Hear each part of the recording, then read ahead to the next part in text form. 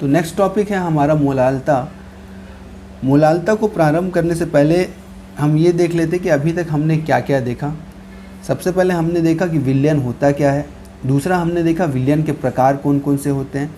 तीसरा हमने देखा कि विलयन की सांद्रता क्या होती है। फिर हमने देखा कि विलयन की सांद्रता को प्रदर्शित करने के लिए कोई किस प्रकार के मात्रकों का इस्तेमाल किया जाता है। जिसमें सबसे पहले हमने क्या देखा था, तो जिसमें सबसे पहले हमने देखा द्रव्यमान प्रतिशत देखा था। दूसरा हमने देखा था आयतन प्रतिशत। द्रव्यमान और आयतन प्रतिशत के उपरांत हमने देखा था द्रव्यमान आयतन प्रतिशत।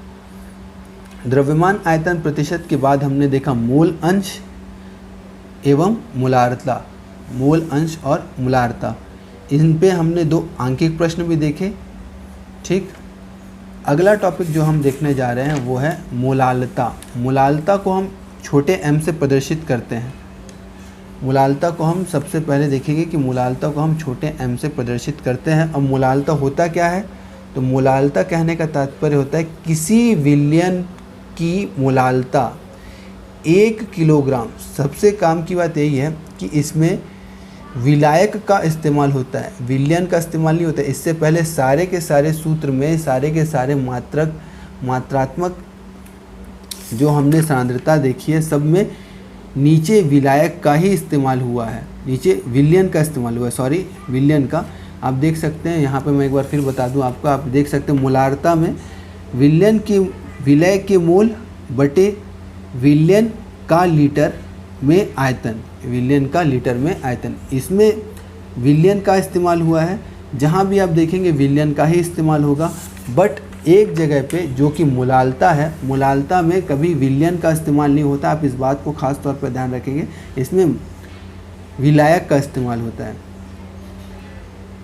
तो ये क्या है मोलालता, किसी विलयन की मोलालता क्या होती है, तो किसी विलयन की मोलालता कहने का तात्पर्य है कि 1 किलोग्राम विलायक में 1 किलोग्राम विलायक में उपस्थित विलय के मोलों की संख्या, 1 किलोग्राम विलायक में उपस्थित विलय के मोलों की संख्या। अगर इसका सूत्र लिखें तो सूत्र क्या होगा इसका, तो मोलालता का सूत्र छोटा m बराबर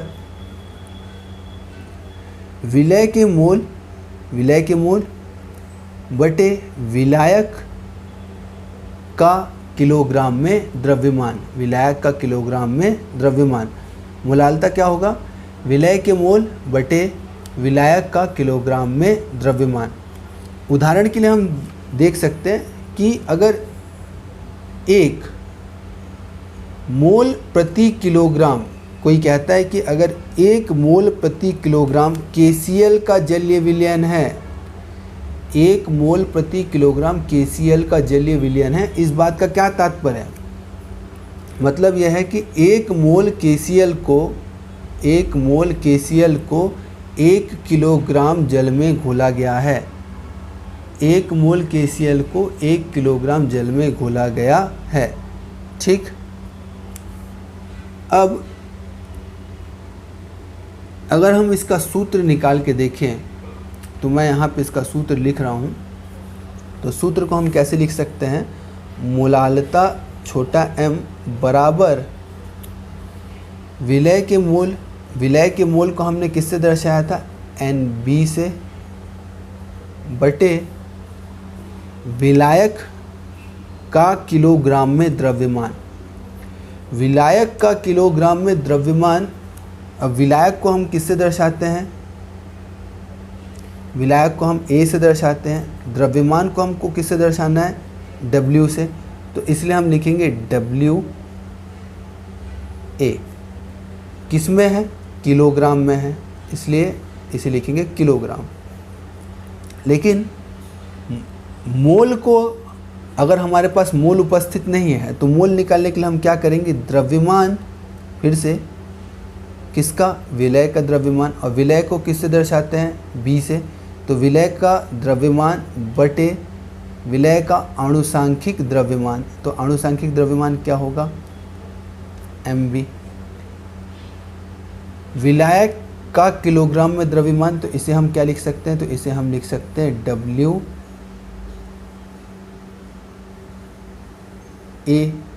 अगर वो किलोग्राम में नहीं है, ग्राम में है, तो क्या करेंगे, बटे 1000, बटे 1000। तो सूत्र क्या निकल के सामने आएगा हमारे, तो हमारे सामने सूत्र आएगा छोटा m बराबर WB बटे MB गुणित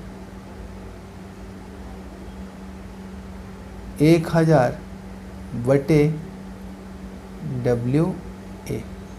ये सूत्र हमारे सामने निकल के आएगा, आपको इसे ध्यान में रखना है। ठीक,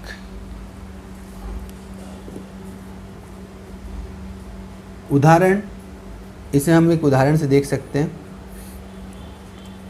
2.5 ग्राम एसिटिक अम्ल, इसका सूत्र CH3COOH ये होता है, के 75 ग्राम बेंजीन में विलयन की मोलारता का वर्णन करें।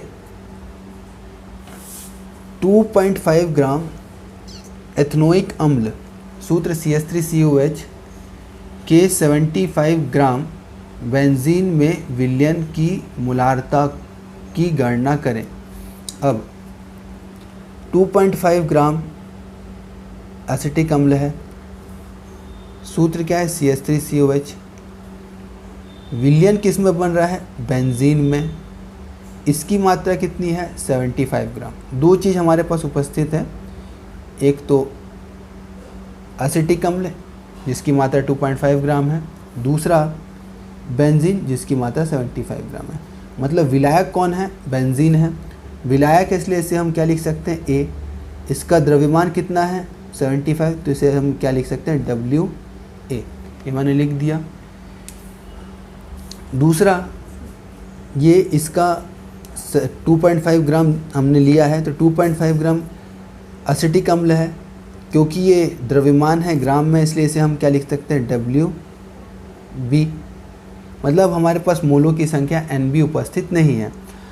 तो मोलों की संख्या निकालने के लिए WB तो हमारे पास है, अब हमें क्या चाहिए, MB चाहिए, क्योंकि जब हमें WB बटे MB करेंगे तभी हमें NB की मात्रा पता चलेगी। तो हम जो एसिटिक अम्ल है, एसिटिक अम्ल का द्रव्यमान निकाल लेते हैं, अणुसांख्यिक द्रव्यमान। तो इसकी अणुसांख्यिक द्रव्यमान कैसे निकाल सकते हैं, ये होगा, देखिएगा, कार्बन का कितना है, होता है अणुसांख्यिक 12, तो 12 गुणित 2, 1 गुणित 4 और 16 गुणित 2 करने से, सबका जोड़ देखने से हमें कितना आएगा, 60 ग्राम। ठीक, तो अब हम निकालेंगे मोलों की संख्या, क्योंकि हमारे पास अणुसांख्यिक द्रव्यमान MB ये कितना आया, तो हमें MB आया 60 ग्राम। MB हमें 60 ग्राम आ गया। WB हमारे पास 2.5 ग्राम पहले से उपस्थित है, तो अगर हम 2.5 ग्राम को 60 ग्राम से भाग दें तो हमें मोलों की संख्या कितनी आएगी, 0.0417। दूसरा, अब हमें बेंजीन का द्रव्यमान किलोग्राम में निकालना है। बेंजीन जो कि क्या है, विलायक है, इसका द्रव्यमान किलोग्राम में निकालना है। इसलिए हम 75 जो कि इसका द्रव्यमान था, 75 को 1000 से भाग देंगे। तो हमने देखा था WA है, इस WA को हमने 1000 से भाग दिया है ना। यहाँ पे भी हमने WA को 1000 से भाग दिया, तो 75 बटे 1000 करने से हमें क्या आएगा, 75 गुणित 10 की घात ऋण 3, ऐसा लिख सकते हैं। अब मोलारता के लिए हम क्या करेंगे, तो C2H4O2, C2H4O2 कहने का मतलब है आपका एसिटिक अम्ल। एसिटिक अम्ल, इसका मोल के, इसके मोलों की संख्या मतलब MB, एसिटिक अम्ल के मोलों की संख्या मतलब NB। तो NB हमें कितना आया था, ये आया था हमें 0.0475। NB हमें कितना आ गया था, ये है आपका NB, ये हमें आया था 0.0417, ये हो गया 0.0417 मोल। दूसरा, जो हमें बेंजीन का किलोग्राम में द्रव्यमान, क्योंकि ये 10 की घात ऋण 3 था, तो ऊपर की तरफ जाने से ये क्या बन जाएगा, 10 की घात ऋण 3 से 10 की घात ऋण 3 की जगह पे 10 की घात 3 लिख सकते हैं, या फिर इसे 1000 भी लिख सकते हैं। तो ये किलोग्राम, ग्राम और ग्राम क्या हो गया, कैंसिल। उत्तर हमें किस में आएगा, मोल प्रति किलोग्राम में। तो हमें उत्तर आया 0.556 मोल प्रति किलोग्राम। ऐसे निकालते हैं मोलालता।